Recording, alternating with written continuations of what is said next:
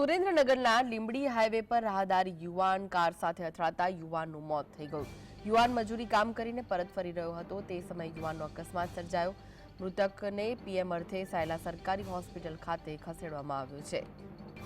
તો પૂરપાટ ઝડપે આવતી કારે યુવકને ટક્કર મારતા ઘટના સ્થળે જ યુવકનું મૃત્યુ થઈ ગયું। મૃતક અમૃત વેગડા નામનો યુવક ફૂલગામનો રહેવાસી હતો, જેનું કારની ટક્કરે મૃત્યુ થયું છે। યુવકના મૃતદેહને પોસ્ટમોર્ટમ અર્થે સાયલા હોસ્પિટલમાં ખસેડવામાં આવ્યો છે।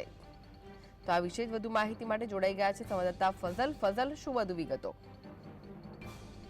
જણાવું કે સાયલાના લીંબડી હાઈવે પર અકસ્માત સર્જાયો હતો, જ્યારે સાયલા લીંબડી હાઈવે પર ફુલગામ પાસે અકસ્માતની ઘટના જે છે તે બનવા પામી હતી, જેની અંદર ફુલગામના રહેવાસી છે અમૃતભાઈ, તેનું ઘટના સ્થળે જ મોત થવા પામ્યું હતું। જ્યારે મૃતકને સાયલા ખાતે પીએમ અર્થે લાવવામાં આવ્યો હતો, જ્યારે મૃતકને પીએમ કરી અને તેના વતન ફુલગામ મોકલો છે। જોરાવનગર જે છે તે પોલીસે આ સંપૂર્ણ જે ઘટના છે તેની પર કાર્યવાહી હાથ ધરી હતી। કૃષ્ણજી જી, આભાર વિપુલ માહિતી આપવા માટે।